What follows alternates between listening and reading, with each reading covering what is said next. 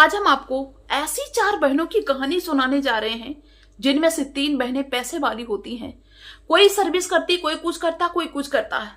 एक बहन ऐसी होती है, वो ना पढ़ी लिखी होती है, ना कुछ करती होती है, और इन 3 बहनों के कहने पे ही उस बहन की शादी भी ऐसे घर में कर दी जाती है जो कि ज्यादा कोई पैसे वाले नहीं थे, बस बेचारे आराम से खाते पीते थे। और जिससे शादी हुई थी वो लड़का भी कुछ नहीं करता था, जिसकी वजह से ये 3 पैसे वाली बहनें हमेशा अपनी गरीब बहन और बहनोई का मजाक उड़ाया करती थी। भरी महफिल में बेइज्जत करने में बिल्कुल भी हिचकिचाती नहीं थी, जिसकी वजह से ये गरीब बहन हमेशा अपनी बहनों के सामने जाने से डरती थी। उसके पति को भी बहुत ज्यादा शर्मिंदगी होती थी। लेकिन दोस्तों, एक दिन ऐसा होता है, ऐसा समय पलटता है कि गरीब बहन के पति ने कुछ ऐसा किया जो 3 बहनों के पैरों के नीचे से जमीन खिसक जाती है। इनको विश्वास नहीं होता है, ये सबसे पूछती है ऐसा कैसे हो सकता है। आखिर में दोस्तों, उस गरीब बहन के पति ने ऐसा क्या कर दिखाया था जिसकी वजह से इन बहनों के चेहरे उतर गए थे। दोस्तों, इस हकीकत को जानने के लिए आप मेरे साथ मेरे वीडियो में लास्ट तक बने रहना।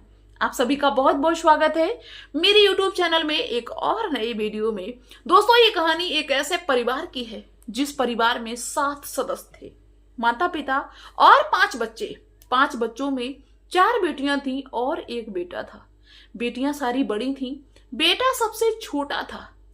4 बेटियां जो थीं, उनमें जो सबसे बड़ी बेटी थी उसका नाम मानसी था, और उससे जो छोटी बेटी थी उसका नाम रजनी था। तीसरे नंबर की जो बेटी थी उसका नाम श्वेता था, और जो सबसे छोटी बेटी थी उसका नाम सौम्या था, और बेटा निखिल सबसे छोटा था। माँ बाप की स्थिति अच्छी थी, खेती पाती पे निर्भर थे, कोई वैसा बिजनेस नहीं था, लेकिन घर की स्थिति थी अच्छी थी, जिसकी वजह से माता पिता अपने 5 बच्चों को अच्छे स्कूल में पढ़ाते थे। लेकिन दोस्तों, 3 बहनें तो अच्छे से पढ़ाई में मन लगाती हैं। बड़ी वाली बेटी मानसी और उससे छोटी रजनी और सबसे छोटी सौम्या, ये पढ़ाई लिखाई में अच्छी थी, इनका मन लगता था पढ़ाई लिखाई में।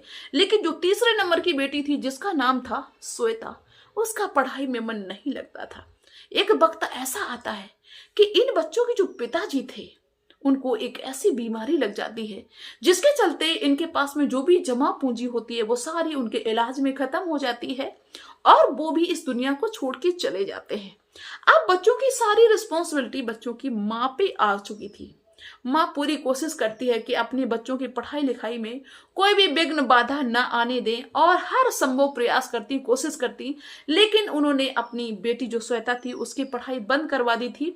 श्वेता घर में अपनी माँ का हाथ बटाती थी। दोस्तों, धीरे धीरे जब इन सब बहनों की पढ़ाई पूरी हो जाती है तो सबसे बड़ी वाली बेटी जो थी मानसी, उसकी नौकरी लग जाती है पोस्ट ऑफिस में, यानी कि पोस्ट ऑफिस में उसका सिलेक्शन हो जाता है, जिसके चलते उसकी सैलरी भी 30,000 हो जाती है, और उस सैलरी से घर का खर्चा चलने लगता है। अब भाई, जब वो कमाने लगी, खर्च चलाने लगी, तो उसकी घर में और भी ज्यादा चलने लगती है। अब दूसरे नंबर की जो बेटी होती है रजनी, वो ब्यूटी पार्लर का काम शुरू कर लेती है। उसका मन लग रहा था ब्यूटी पार्लर में, जिसके चलते वो भी अपनी ब्यूटी पार्लर की दुकान से अच्छा खासा कमाने लगती है। अब तीसरे नंबर की श्वेता, वो बेचारी घर में काम करती, वो भी पढ़ी लिखी नहीं थी।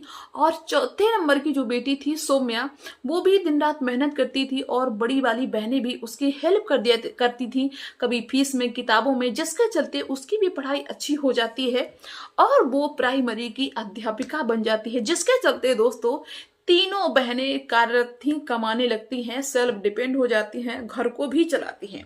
जिसके चलते जो भाई था निखिल, वो भी अच्छी पढ़ाई कर पाता है, और वो भी अपनी उन्हीं बहनों का साथ देता था, सपोर्ट करता था, जो बहनें उसको पैसा देती थी, और माँ भी अपनी उन्हीं बेटियों का सपोर्ट करती थी जो पैसा देती थी। अब घर में स्थिति दोस्तों ऐसी थी कि जो कमाती थी वही अपने घर में चलाती थी। अब इनकी शादी भी करनी थी।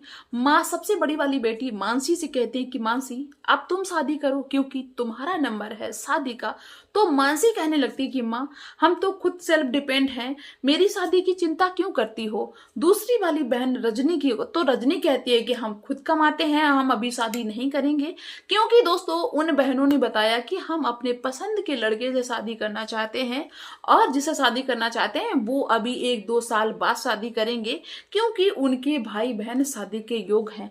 अब दोस्तों क्या क्या था कि तीनों बहनें अपनी अपनी राह रख देती हैं और तीनों बहनें ये कहती हैं कि श्वेता की पहले शादी करा दो, ये ना तो पढ़ी लिखी है ना कुछ है, तो इसकी शादी करना बहुत जरूरी है। हम लोग तो खुद अपना सेल्फ डिपेंड है, खुद अपनी शादी कर लेंगे, मेरी शादी की चिंता ना करो। दोस्तों, माँ भी अपनी बेटियों की इस बात पे सहमति जता देती है। माँ को भी लगता है कि हाँ, इन लोगों ने सही बात की है, अब खर्चा भी यही लोग उठाएंगे तो मुझे क्या, हम श्वेता की पहले ही कर देते। श्वेता इसका विरोध भी करती है, लेकिन वो बहनें बहुत ज्यादा दबाव बनाती हैं, जिसकी वजह से श्वेता शादी के लिए तैयार हो जाती है। दोस्तों, श्वेता के मन में बहुत सारे सपने थे कि जिस घर में हम जाएंगे बहुत अच्छा घर होगा, इस घर में तो मेरी इज्जत एक नौकरानी की तरह ही रही, लेकिन अब मेरे ससुराल अच्छा होगा, ससुराल में मेरी इज्जत होगी। लेकिन दोस्तों, इन बहनों ने एक ऐसी जानकार, थोड़ा जान पहचान का एक आदमी था, उसके घर में अपनी बहन का रिश्ता तय कर दिया। और व्यक्ति ज्यादा कमाता नहीं था, बस उसका लड़का पढ़ाई करता था, बच्चों को कोचिंग पढ़ाता था और उसी से गुजर बसर करता था। दोस्तों, श्वेता के ना चाहने पर भी श्वेता की बहनों ने जबरदस्ती करके अपनी माँ से कह के और श्वेता की शादी उसी घर में करा दी। श्वेता बेमन से शादी कर लेती है और भाई अपने ससुराल चली जाती है। बहनों ने ज्यादा दान दहेज भी नहीं दिया, माँ कुछ देने की कोशिश भी कर रही थी, लेकिन वो बहनें कहती हैं, अरे क्या देखी करोगी, कौन से वो पैसे वाले ज्यादा हैं, कौन से ज्यादा हाई फाई हैं जिसकी वजह से तुम इतना दोगी, अपना पैसा बर्बाद करोगी, क्योंकि पैसा उन्हीं सबका था तो वो अपना पैसा क्यों देंगी। दोस्तों, श्वेता की शादी हो जाती है, श्वेता अपने घर में चली जाती है और अपनी जिंदगी का गुजर बसर अच्छे से करने लगती है। लेकिन जो श्वेता के जो पति थे, उनका नाम था सुबोध, वो अपनी पत्नी का बहुत ज्यादा सम्मान किया करते थे। श्वेता की इज्जत अपने घर में मायके में नहीं थी, लेकिन ससुराल में उसकी इज्जत बहुत ज्यादा थी। लेकिन उसके पति के पास ज्यादा पैसा तो था नहीं, एक पुरानी सी बाइक थी। जब भी श्वेता अपने पति के साथ में उस पुरानी बाइक से अपनी मायके में आती थी तो उसके भाई बहन बहुत ज्यादा उसका मजाक बनाते थे, कहते थे कि जीजा ये बाइक कितने लाख की ली है, ये कहां से ली है, ये कौन सा मॉडल है, जिसके चलते सुबोध बहुत ज्यादा शर्मिंदगी महसूस करता था। सुबोध को हमेशा इस चीज का एहसास होता था कि मेरे पास में पैसा नहीं है, जिसकी वजह से ये लोग मेरा कितना मजाक बनाते हैं। और श्वेता तो अपने बहनों के सामने जाने से भी डरा करती थी। जब उसकी बहनें होती थी, बैठी होती थी सामने, तो वो जाती ही नहीं थी, डरती थी। उसको ऐसा लगता था कि हम उनके सामने कैसे जाएं, अनकंफर्टेबल फील करा करती थी श्वेता। दोस्तों, यूं ही वक्त गुजरता जाता है और जब भी श्वेता अपने पति के साथ में आया करती थी, तब उसकी ऐसी ही बेइज्जती की जाती थी, मजाक बनाया जाता था। और बहनें हमेशा कहती थी कि हम लोगों के पास में 4 व्हीलर गाड़ी होंगी, और वो तीनों बहनें महंगे महंगे कपड़े पहनती हैं। एक बार उनको कपड़ा पसंद ना, एक बार पहन लिया तो फेंक देती थी। लेकिन इस बहन के पास में कुछ नहीं था। अब दोस्तों, क्या होता है कि मानसी ने भी कुछ दिन बाद अपने पसंद के लड़के से शादी कर ली, और जो रजनी थी उसने भी अपने पसंद के लड़के से शादी कर ली। अब सिर्फ बची है सौम्या, जो चौथे नंबर की थी। और भाई दोस्तों, कुछ वक्त और गुजरता है, सौम्या की भी शादी हो जाती है एक अच्छे घराने में। अब नंबर आ गया था जो भाई था निखिल, उसकी शादी का। वो भी पढ़ लिख के सारी डिग्री को प्राप्त कर लेता है, इसके बाद में उसकी शादी लग जाती है। तो बहनें माँ पे दबाव बनाती हैं कि भाई अब इसकी शादी कर लो, इसके बाद में घर की जिम्मेदारी बहू संभाले आके, हम लोग तो अपने अपने घर के रह गए। दोस्तों, ये विचार बनता है। इसके बाद में निखिल की भी एक अच्छी लड़की देख के शादी तय हो जाती है, और भाई शादी नजदीक आने लगती है। अब ये तीनों बहनें खूब सैर सपाटा करती हैं, शॉपिंग करती हैं, महंगे महंगे कपड़े खरीदती, महंगी ज्वेलरी खरीदती हैं। लेकिन श्वेता के पास में ऐसा कुछ नहीं था। श्वेता तो वैसे भी मजाक के पात्र बनी हुई थी। अब श्वेता अपने पति से एक दिन कहती है कि छोटे भाई की शादी है और भाभी आएगी, उसको हम नेक में क्या देंगे, हमारी बहनें तो महंगे महंगे गिफ्ट देंगी, पता नहीं वो लोग क्या देंगी, लेकिन हम क्या देंगे। तो उसका पति सुबोध हमेशा उसको समझाता था कि कोई बात नहीं, चिंता की बात नहीं है, जो भी तुम्हारे पास है, हमारे पास में जो भी है अपने हैसियत के हिसाब से वो तुम दे देना। दोस्तों, श्वेता भी अपने पति को परेशान कभी नहीं करना चाहती थी, और ना ही पति से कभी कोई शिकायत करती थी। वो हमेशा अपने पति से कहती थी कि तुम ही मेरे लिए सब कुछ हो, तुम अच्छे हो तो मेरे पास सब कुछ है। क्योंकि श्वेता का पति सुबोध बहुत अच्छा था और अपनी पत्नी की केयर भी करता था, सम्मान भी करता था। और क्या था दोस्तों, सुबोध बच्चों को पढ़ाता था और खुद भी पढ़ता था। उसके पास इतना पैसा नहीं था कि कहीं बाहर शहर में जाके पढ़ाई करे, लेकिन घर पे रह के ही सुबोध पढ़ाई करता था और बच्चों को पढ़ाता और कोचिंग से जो भी पैसा मिलता था उससे अपने घर को चलाता, थोड़ी बहुत खेती बाती थी, ऐसे करके उनके घर का गुजर बसर होता था। धीरे धीरे क्या होता है कि सुबोध अपनी पत्नी से कहता है 6 महीने के लिए मुझे बाहर जाना है और उसके बाद में हम घर वापस आ जाएंगे। तो श्वेता कहती तुम 6 महीने के लिए क्यों बाहर जाओगे? तो वो सुबोध कहता है कि मुझे काम से जाना है, हम वहां पे कुछ काम करेंगे जिसके चलते कम से कम तुम्हारे भाई की हम शादी तो करवा सकें, तुम्हारे लिए कपड़े भी खरीदने हैं, भाई के लिए गिफ्ट भी खरीदना है, गिफ्ट तो दोगी। तो वो श्वेता हंसने लगती है, कहती ठीक है जाओ बाहर। दोस्तों सुबोध 6 महीने की कह के बाहर चला जाता है और श्वेता जो थी वो घर में रह के अपने सास ससुर की सेवा करती है। दोस्तों और वक्त गुजरता है। अब क्या था, निखिल की शादी नजदीक आ रही थी और बहनों की तैयारी जोर शोर से चली रही थी।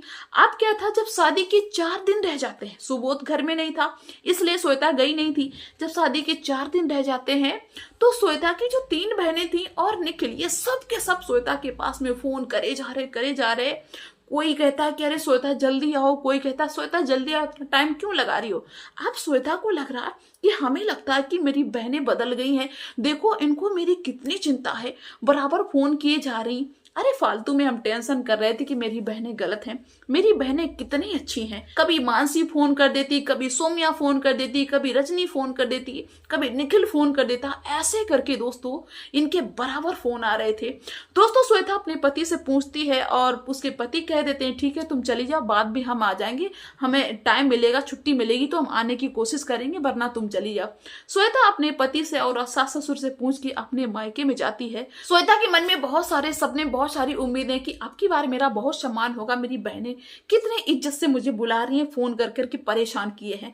दोस्तों श्वेता जैसे ही अपने घर में कदम रखती है सारी बहनें तुनक जाती हैं। अरे कब से तुम्हें बुला रहे, कल से फोन कर रहे, परसों से फोन कर रहे, अब तुम आ रही, अब तो अपनी शक्ल दिखा रही हो। अरे हम कितना परेशान हुए, तुमको पता है कि हमने कभी कोई काम नहीं किया, ना मैंने बर्तन धोए, ना झाड़ू लगाए, ना पोछा लगाया, ना मैंने खाना बनाया, और हम कितने परेशान हैं 3 दिन से, कुछ नहीं हो रहा, खाना भी टाइम से नहीं बना। चलो अब कपड़े उतारो कि महारानी बन के खड़ी रहोगे और किचन में लग जाओ, काम में लग जाओ।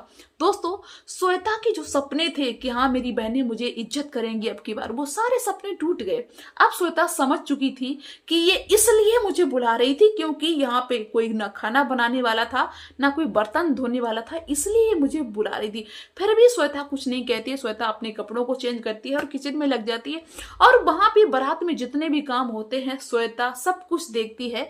बस वो बहनें थी, वो अपना फैशन बनाती हैं, कभी ये ड्रेस चेंज करती, कभी वो ड्रेस चेंज करती, कभी कुछ कभी कुछ। बारात भी पहुंच जाती है और वहां पे जो भी कार्यक्रम होता है वो निपट जाता है। जब भांबरों का टाइम होता है और भांबरे भी पड़ जाती है। अब क्या था कि तीनों बहनों ने पंडित से कहा कि देखो मेरा इकलौता भाई है, हम 4 बहनों के बीच में मेरा इकलौता भाई है, हम अपने भाई को गिफ्ट देना चाहते हैं। तो पंडित ने कहा कि भाई गिफ्ट दे दो, इसमें कौन सी दिक्कत है, मुझे कोई इतराज नहीं है।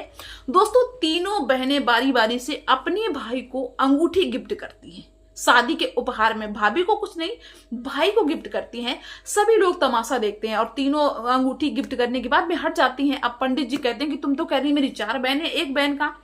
तो वो मानसी थी, वो थोड़ा मुस्कुराते हुए कह रहे अरे उसके पास में कुछ नहीं है, 10-20 रुपए देगी तो वो घर पे दे देगी। दोस्तों ये सब बातें हो ही रही थी, तब तक क्या होता है कि जो श्वेता का पति सुबह 6 महीने से घर छोड़ के गया हुआ था वो आता है, तुरंत वहीं पे कहता पंडित जी अरे आगे कार्यक्रम क्यों बढ़ा रहे हो, चौथी बहन का तो उपहार लिया ही नहीं, चौथी बहन ने तो अभी उपहार दिया ही नहीं अपने भाई को और भाभी को।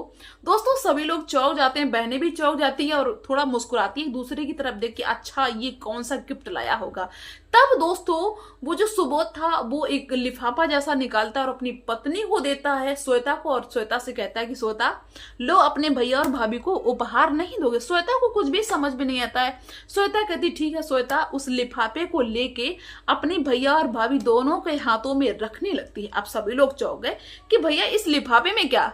तो बहनें हंसती हैं, अरे 10-20 रुपए होंगे, बहुत ज्यादा 100 रुपए होंगे, लिफाफे के अंदर है, बाहर होंगी तो कोई देख लेगा, इसलिए ऐसे करके मजाक बनाती हैं। दोस्तों सुबोध ने कहा खोल के देखो इस लिफाफे में क्या है।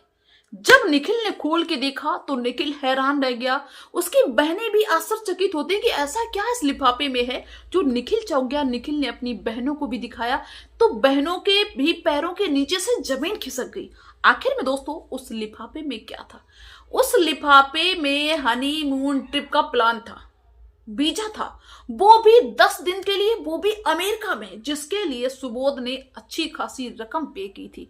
अब उन बहनों को ये ना समझ में आया कि आखिर में इसने कैसे किया, क्योंकि ये तो 10-10, 20-20 रुपए के लिए भी मोहताज है। इसने इतनी अच्छी खासी रकम कैसे चुका ली जो कि उनके बहनों के भी हिस्से में नहीं आ रही थी, बहनें भी नहीं कर सकती थी उसको।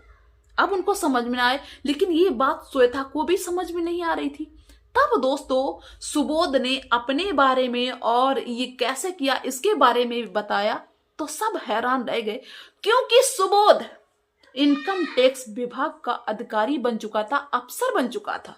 अब आप लोग सोचेंगे कि 6 महीने में गया, 6 महीने में इनकम टैक्स विभाग का अधिकारी कैसे बन गया? सुबोध दिन रात पढ़ाई करता था। सुबोध तब पढ़ाई करता था जब उसकी पत्नी सो जाती थी।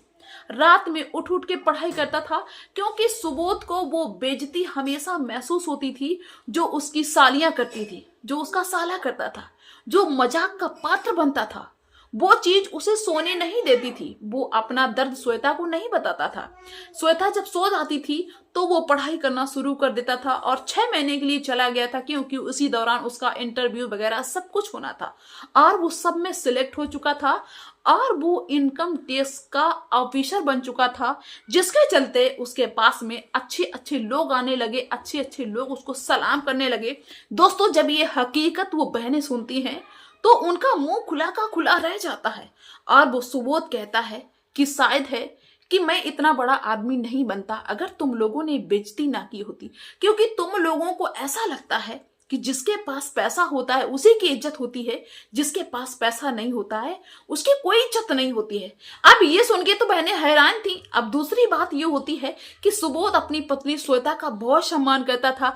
अब सुबोध सबके सामने अपनी पत्नी श्वेता को अपने हाथ से खाना खिलाता है, रिस्पेक्ट करता है। ये चीज देख के तो बहनों को और भी ज्यादा खराब लगता है, क्योंकि बहनें पैसों के नशे में इतनी चूर थी जिसकी वजह से उनके पतियों से कभी उनकी बनती नहीं थी। उनके पतियों से हमेशा उनका झगड़ा रहता था, कोई प्यार वाली भाषा ही नहीं, प्यार वाले कोई शब्द ही नहीं। अब उनको एहसास हो रहा था कि श्वेता की जिंदगी में क्या है और हमारी जिंदगी में क्या है, और उनको अपनी गलती का एहसास हो जाता है और वो सुबोध के आगे कुछ भी बोल नहीं पाती हैं। और यही दोस्तों इस जिंदगी की हकीकत होती है। जब किसी का गुरूर बढ़ जाता है ना तो उसका गुरूर तोड़ने वाला कोई ना कोई आ ही जाता है। तो आप लोग क्या कहना चाहेंगे इस स्टोरी के बारे में? अपनी राय अवश्य रखना। मिलते हैं नेक्स्ट वीडियो में, तब तक के लिए बाय सभी को।